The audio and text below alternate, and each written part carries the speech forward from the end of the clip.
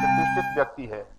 करत राज लंका, रावण ने स्वयं अपने मुख से कहा है कि विभीषण जो है लंका का राज करते थे। तो ऐसे प्रतिष्ठित व्यक्ति को भरी सभा में अपमानित किया गया और उसके मन में किसी प्रकार का क्षोभ नहीं हुआ। यह है संत का लक्षण। बूंद अगाध साही गिर कैसे, खल के वचन संत हैं जैसे। चट्टानों पे पानी पड़ता है परंतु वो अंदर प्रवेश नहीं करता। मिट्टी जो है पानी को शोषण कर लेती है। हम सब के ऊपर दुष्टों के वचनों का बहुत गहरा प्रभाव पड़ता है, हम उनको स्वीकार कर लेते हैं। और संत महापुरुष जो हैं उनके वचन को उसी प्रकार सहन करते हैं जैसे बड़ी बड़ी चट्टानें जो हैं वर्षा की बूंद को सहन करती हैं।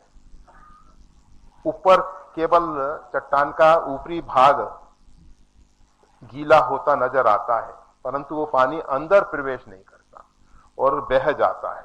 इसी प्रकार से दुष्टों के वचन जो हैं, सज्जनों के वचन तो संतों को आनंद देते हैं परंतु दुष्टों के वचन से संत जो हैं कभी भी उद्विग्न नहीं होते।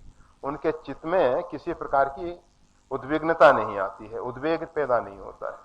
तो इसलिए वो संत हैं। संतों के लक्षण बताते हुए श्रीमद् गोस्वामी तुलसीदास जी कहते हैं, सील गहन सबकी सहन, कहन मुखन ही राम, तुलसी रहिए ये रहनी, संत जनन को का। सील गहन शालीनता होती है और हृदय से और मुख से भगवान का नाम सुमरन करते रहते हैं।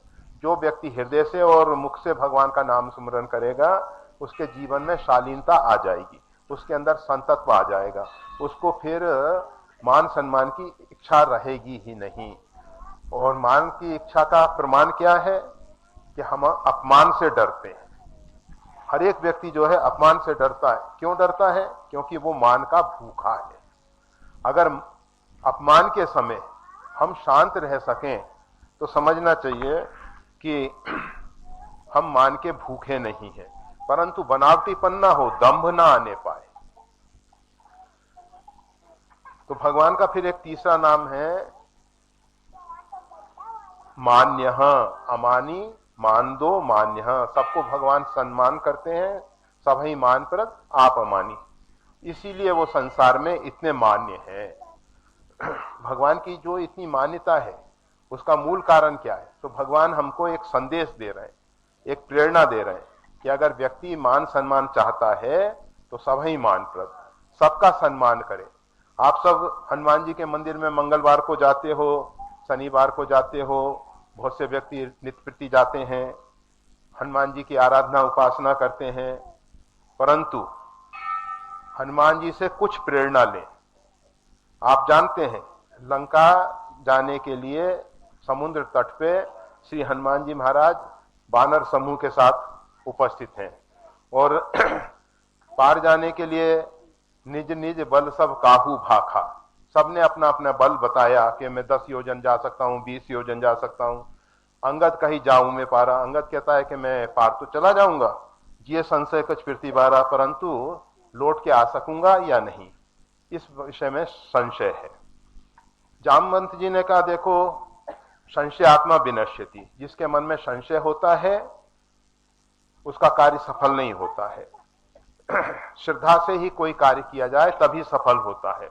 संशय से कोई कार्य किया जाए, हम जप करते हैं, पता नहीं हमारा जप सही हो रहा है या गलत हो रहा है, पता नहीं भगवान कृपा करेंगे या, इस प्रकार के संशय से हम भरे रहते हैं।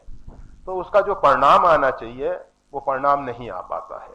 संशयात्मा विनश्यति, संशय हमारे कर्म को भी नष्ट कर देती है, हमको भी नष्ट कर देती है। तो संशय नहीं होना। देखने के लिए धन्यवाद।